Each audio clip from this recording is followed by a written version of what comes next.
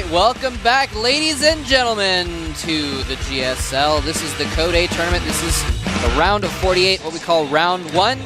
And I am Moltrep. With me here is Caldor.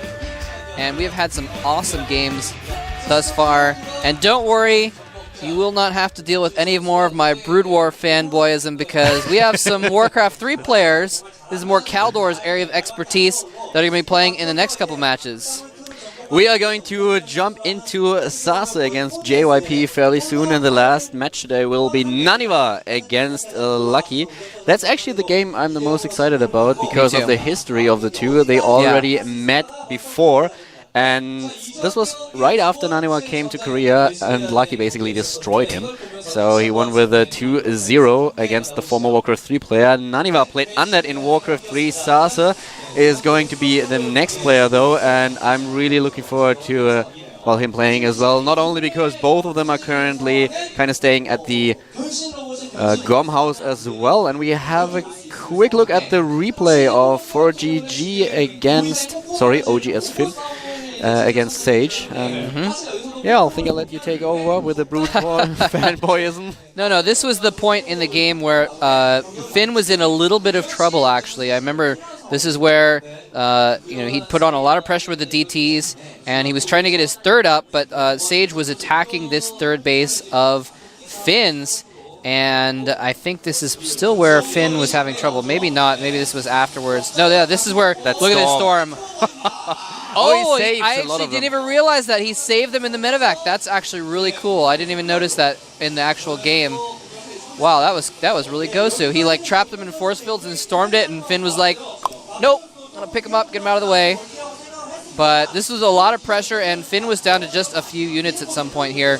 The only reason he survived this and kept his third was because of the massive amount of production he had. He had like 10 barracks in his main. And you're completely right. As beautiful as that move with the force fields and the storm was, that save was really great. Finn reacting in the blink of an eye, saving those units in the medevac and bringing them out of harm's way. But you all mentioned it, the Protoss player putting a lot of pressure onto the third base of Finn in that situation. And here we go with another attack. He had so many Zealots. And nice APM as well. Yeah, he had a lot of Zealots, but he didn't have the sentry count. He lost some of the sentries. He couldn't like force field to keep the Marauders in place there. Of course, he used a force field, but it was a very wide open area. So that was actually good because it meant that Finn had plenty of places to kite back. Kiting meaning that you kind of attack something that's with your range and then fall back from it so it can't get close to you. So he was able to kite those Zealots a lot because he had a nice open area to deal with. And we mentioned it yesterday. Marauders being the new Dryads. From what? Oh, the new Dryads. Okay. I thought you said something else. I'm a Brood War player. I have no idea what you're talking about. No. I played a little bit of Warcraft 3, just a little bit. But I just misheard you. I thought you said something completely different. So. Like what? Something. I don't really want to know. Okay. No, you don't want to know. That's fine. Anyway, so that is how that went down. And, of course, following up what we just saw in the replay is when the production, the massive production of Finn kicked in, and all those units just started piling up in that counterattack. And talking about production, Sage didn't have as many gateways as he needed to in order to get rid of all of these resources. Yeah. He had 1,000 minerals banked up, a lot of gas as well, but he just didn't have the gateways in order to warp in additional units. Yeah, so. He had I think about 8 warp gates, which is still a lot, but yeah, it's not enough to support the 3 bases that he had going in full. So wasn't able to spend his money, and it was funny because Finn attacked right when he was trying to get Colossus tech. So he would have been able to spend that money if the game had gone on a little bit longer. He would have been building Colossus, but he wasn't able to because, well, he went and killed the robotics support bay as soon as it was completed. So Finn taking that out 2-0, but again, the next match is going to be none other than JYP. There he is. He's going to be playing against the Swedish player, SaSe. SaSe just joined the lobby and he's like GGGL, so Sweden will be watching. Not only SaSe but also Naniva will compete today, the day of the foreigners basically. Yep, Jinro's in the house. He's here to support his fellow Swedes. He's watching the games in the back in the VIP room, along with Tastos, as we were here earlier actually to watch the games. And Doa's back there. Todd, whole bunch of people here to support the foreigners. Exactly. And you know what? SaSe's got his work cut out for him because JYP is a very, very strong player. He is 14-7 in Protoss versus Protoss, so he's a very strong PvPer. We have him with a loss against us, though. That's the last competitive match that he played in PvP. He was in the GSL October Up and Downs, and in the same process he was able to win against Hangun. So the last 2 matches of him, 1 loss, 1 win. There is SaSe looking sexy as always. He brought his magic luck hat. That's right. With him today. Can't wear his hat with those headphones, or I'm sure he would be wearing that hat right now. I want to give a little bit of a interesting note about SaSe. He came back from the Philippines. He went to the Philippines tournament and didn't do very well in the Philippines for whatever reason, because he did extremely well at MLG. He did so well at MLG, and that's why he actually has this seed, was from MLG into Code A. But he went to the Philippines, didn't do that well, but he came back from the Philippines with a really bad cold. Yes. So he has not been able to practice very much for the last week, unfortunately. SaSe spent like 2 or 3 days in bed the entire time, and FXO Slog was the one who actually went to the pharmacy and got him some medicine so that he would get better. I think he has not really fully recovered. He's a lot better now, though, and he was playing on ladder the last few days. He's one of those players that actually focus on the ladder practice instead of the custom games. Yeah. And SaSe, well, he was a little bit anxious about the game, but here we go. Daybreak will be our first map today. Belcher Beach will follow that up, and if we need a third one, that will be dual side. SaSe now. Well, SaSe is one of these players, when he's playing, he doesn't want any distractions at all. We already also have that situation in the GOM house the whole time, and in those booths he will feel quite comfortable, I guess. Yes, indeed. They, the booths rather are pretty soundproof, and they actually play some static inside the booth as well to make sure you can't hear anything outside as well, because they don't want the players to hear the casters either.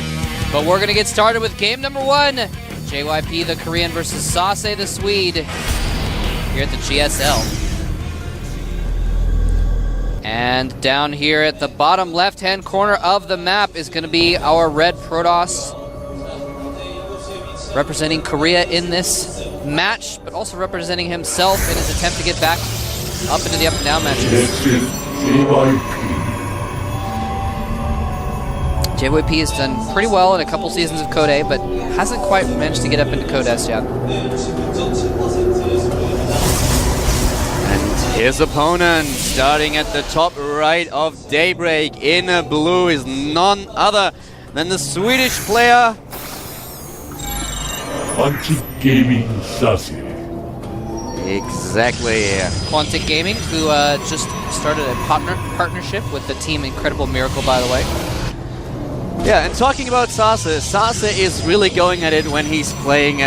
We live with him in the GOM house right now, and I have to admit, when SaSe is playing, it's really hard to get some sleep. He's sometimes lettering throughout the night, and this guy is just insane. This guy is basically killing his mouse and keyboard every time he starts a ladder game. You can hear him click throughout the entire, basically the entire apartment. It sounds ridiculous, I know, but when SaSe starts to ladder, everybody in the apartment knows, okay, well, SaSe just woke up and is going at it again. Yeah, no, it's really interesting. He actually puts more energy into his play, as in physical energy of moving around and putting effort into hitting the keys and stuff, than anyone I've ever seen play. So kind of interesting. The probe of SaSe is going to get in and scout JYP. Both players pretty much doing pretty standard stuff, though, so nothing too much to see in this case. They're going to try and keep their probes alive as long as possible, though, because they want to find out what happens after that core completes, because that is the crucial point when they see, okay, are they getting a second gas? Are they getting a Twilight Council? Are they getting a robotics facility? What kind of tech are they doing so I can counter it? SaSe, being a Swedish player, he talks obviously a lot with Naniva about the games, but he's one of those players who doesn't focus all too much on custom games when he prepares for a match. but he plays 1,000 ladder matches a day. It's really, really weird to see him just laddering the whole time. And he gets into this mindset when nothing else is allowed to distract him. He's sitting there with his earphones and he's just playing and playing, and he doesn't like it if he's disturbed. He needs a certain temperature in the room.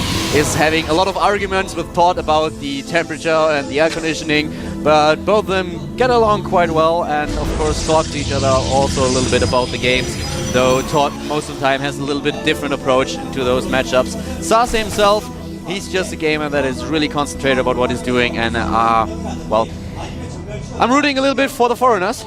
Yes, indeed. And so yeah, SaSe going ahead and starting off with just both these players just doing basically the same thing right now. We do have a little bit of variation. We have another gateway going down, and there's the Twilight Council for SaSe. A little bit of variation now, and now I am hoping and thinking that we are going to see blink out of SaSe, because if I have stood behind this guy and watched him blink micro, and he actually has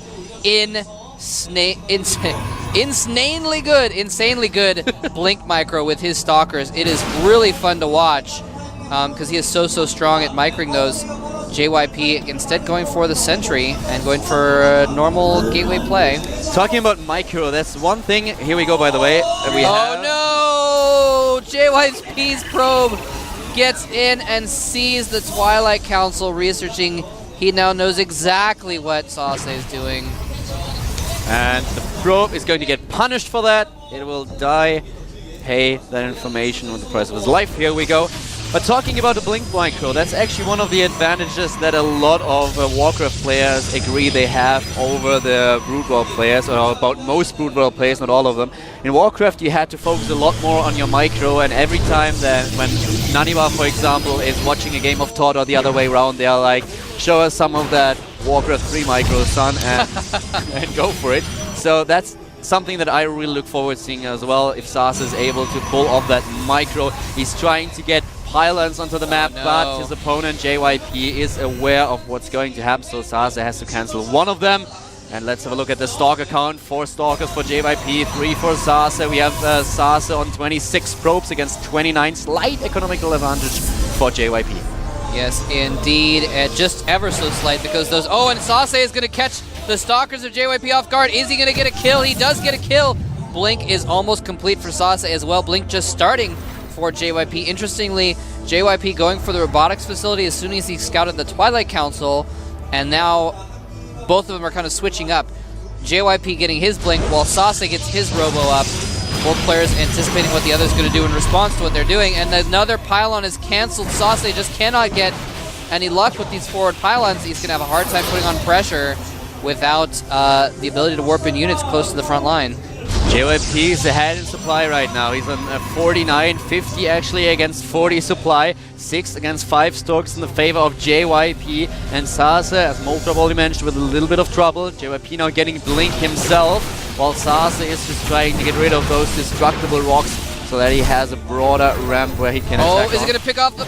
Oh, he does get JYP's Observer, and it never got anywhere near SaSe's base, so JYP continuing to play in the dark at this point, doesn't know what SaSe is following up with. Still a slight lead in Stalkers for JYP. Here we go, the Korean Protoss player is moving out. Oh no! Nice blink by SaSe, and here we go. Blink is not done for JYP just yet. Now finishing, and SaSe has to retreat. He is 50 against 55 supply. What are the Stalkers doing?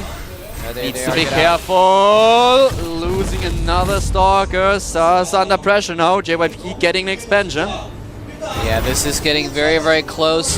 The Stalker counts are very even, 10 to 9. SaSe has 1 additional Stalker, but there's a Zealot and a Sentry in JYP's army. A Guardian Shield could make the difference. No, he picks off one of the Stalkers and gets out.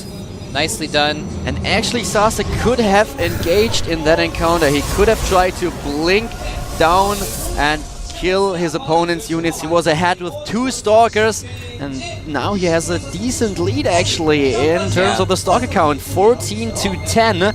But he's behind in Harvesters, and that expansion of JYP is of course a real danger to SaSe if the Korean player is able to defend against the Swedish one for another couple of minutes. Yeah, exactly. The probe count is 36 to 26. Now, on one base, that extra 10 probes doesn't matter very much because you can't actually mine extra minerals very efficiently with more probes over a certain number. But once he gets that second base up, and there he's transferring probes down to it now. Oh, he's going to get that observer? Not quite. But now that he's transferring probes to that second base, that econ advantage is really going to kick in for JYP. He's added on a fourth gateway as well. He's going to be able to put out a lot of units to catch up with SaSe. And SaSe needs to attack. His opponent already has one Immortal. Is getting a second one. One Immortal is not all that much. You can't focus that down. As soon as they're 2 of 3, it gets interesting. And there's SaSe, 73 against 83 supply. Now using that Blink Micro, retreating. And this is going to be horrible for SaSe. He really needs to put some pressure on his opponent. He needs to kill something now, deal some damage, because JYP is on 2 base while SaSe is playing on only 1. Yeah, and SaSe is also starting to fall behind in the Stalker count. They're about even now. Hold that thought. Here we go. The Immortal's doing so much damage in this battle, he's forced to blink away. And JYP with those 2 Immortals is just, you know, he has less Stalkers still by about 5, but the 2 Immortals are worth their weight in Stalkers, that is for sure. Those 2 players are even in army supply. 57 against 57, 22 Stalkers for SaSe against 17. He's trying to put some pressure on his opponent, but now with 3 Immortals in the mix and a 4th on his way, this is a horrible situation for SaSe. He really needs to deal some pressure to his opponent, but there are 2 Zealots actually running into the main base of SaSe. JYP making use of his pylon in the back. No. And they're going to get a couple probes, at least force him to run. He's actually fighting the Zealots with probes, attacking in the front as well, but SaSe, he's blinking for all he is worth. It's all going to come down to this one battle. The Immortal's doing so much damage. He's trying to pick them off, but I don't think it's going to work. All of SaSe's Stalkers are in below health, and the forward blink by JYP to finish things off. SaSe forced to fight, outnumbered, outgunned. He is going to lose his army, and the Zealots have done so much damage to his economy. SaSe is going to lose this game very, very soon. GG. JYP has taken game number 1.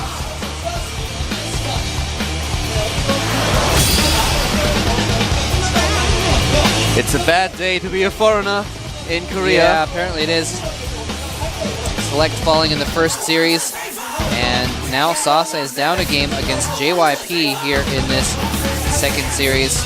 By the way, guys, don't forget to go ahead and go on and vote for the next match on GOMTV.net. Make sure you vote in the polls to see who you think's going to win. This match was actually pretty even, but it was in favor of SaSe. So most people think SaSe was going to win, if I remember that correctly. And also don't forget that Wolf is streaming the other matches on the other stream right now as well. You can go to the preferences and turn on Allow Multiple GOM Players, and you can watch both streams at once if you'd like. So make sure you check that out. Second map is going to be Belshire Beach. Yep. And I really think that SaSe missed a little bit the opportunity to attack his opponent. He was ahead when at some point he was ahead with 14 to 10 Stalkers, and that was before JYP had the first Immortal in the game, so if he would have attacked at that point of time, it would probably have been a lot better for him. Another thing is, we talked about the encounter at the natural expansion of SaSe, when JYP threw down that force field in order to prevent his opponent from just chasing down his army, and SaSe could have blinked, and I think he would have been able to take down at least 1 or 2 additional Stalkers, because at that point JYP was outnumbered. But the longer SaSe waited, the more the economic advantage of his opponent kicked in, and then with all those Immortal in the mix, you mentioned it during the game.